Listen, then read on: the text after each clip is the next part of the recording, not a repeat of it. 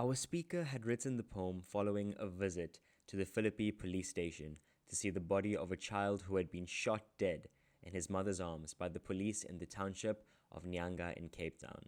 It happened in the aftermath of the massacre of 69 people in Sharpeville, the south of Johannesburg.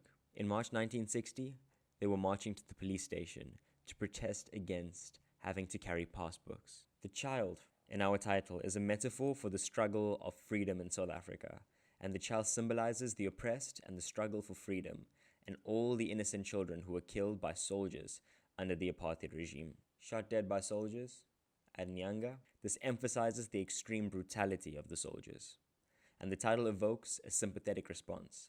A child is vulnerable and helpless against armed soldiers. It shows the cruelty and senselessness of this death, and the title makes it clear that this is a protest poem against the apartheid regime.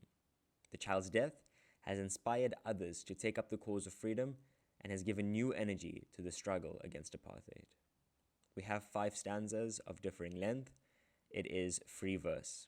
There's no definite rhyme scheme. The isolated final line emphasizes the poet's message that freedom is needed. So in summary, the poem reflects on the past laws of apartheid South Africa. The speaker wrote this poem in reaction to the shooting of a young child in his mother's arms during a protest against the past laws. It happened in Nyanga, Cape Town, and the child was killed while on his way to the doctor with his mother. And the senselessness of his death is mirrored to the senselessness of the apartheid laws.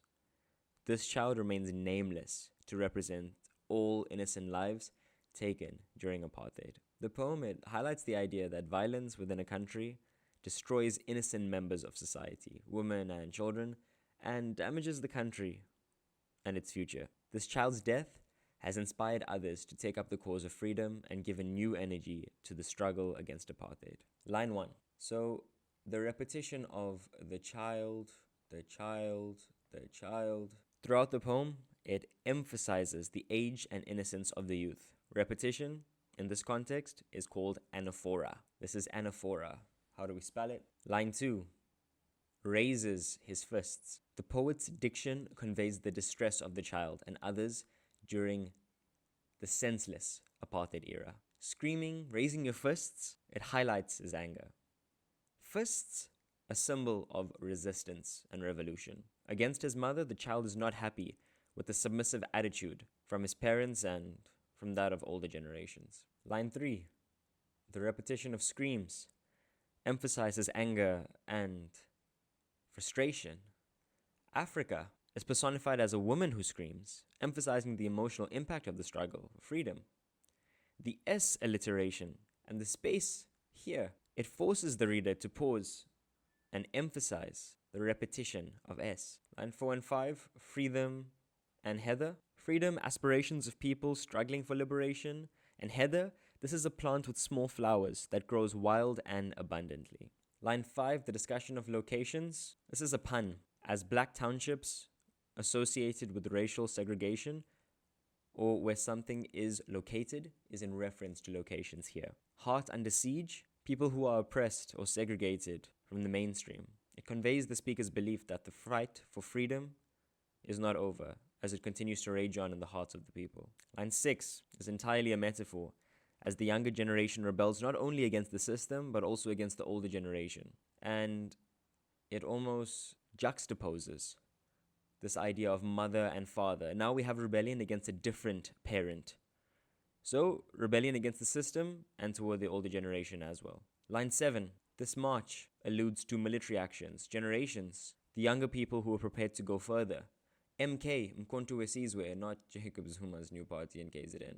This was the military wing of the ANC. Line 8 is a repetition of line 3, emphasizing their anger. Of justice and blood in line 9, the younger generation is willing to spill blood and sacrifice their lives for their freedom. They are willing to pay the ultimate price for liberation. Amandla.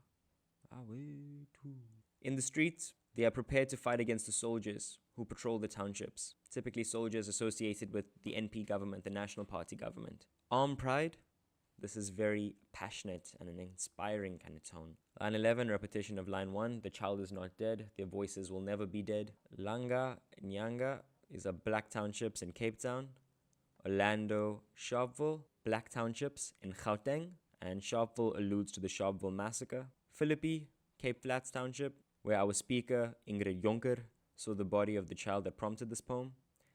And the paradox highlights the fact that this child died physically, but he is alive in the hearts of all Africans. This is paradoxical. Lines 16 and 17, this is a metaphor as it compares the child to the shadow of soldiers on guard, and this highlights that the child is a reflection of the violence and oppression. And it's also a warning, reminder of the possibility of violence, and that hope for change lies with the youth. This word here, this might be the first time you're seeing it.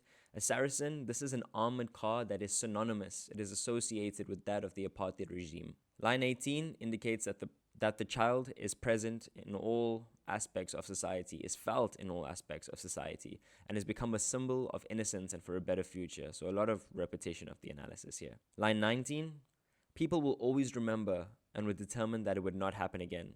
The child's memory and legacy lives on. Line 20, wanted to play. This emphasizes the innocence of the child. He simply wanted to enjoy his childhood, is everywhere. His spirit and memory are pervasive.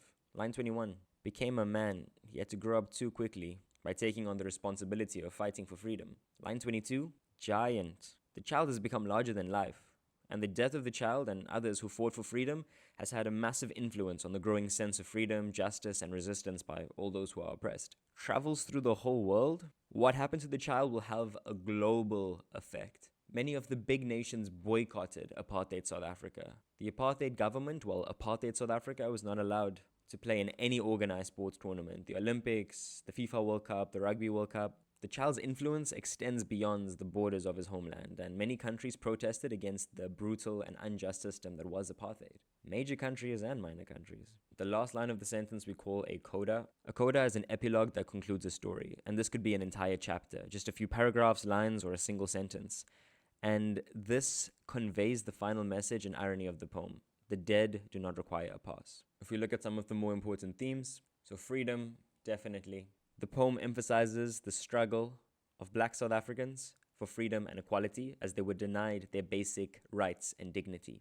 2, protest and resistance. In the exam, do not write your hands like that. I'll have a heart attack. Just write A and D. Just doing it to save a bit of space. Last theme, oppression and violence. The poem emphasizes the violence and oppression that the Black population of South Africa faced under the apartheid system. The tone throughout the poem is that of defiance and determination. And despite the sadness about the innocent child's death, the poem is not sympathetic or sad. The mood of the poem is angry, protesting, and unrelenting. The fight and struggle will live on forever.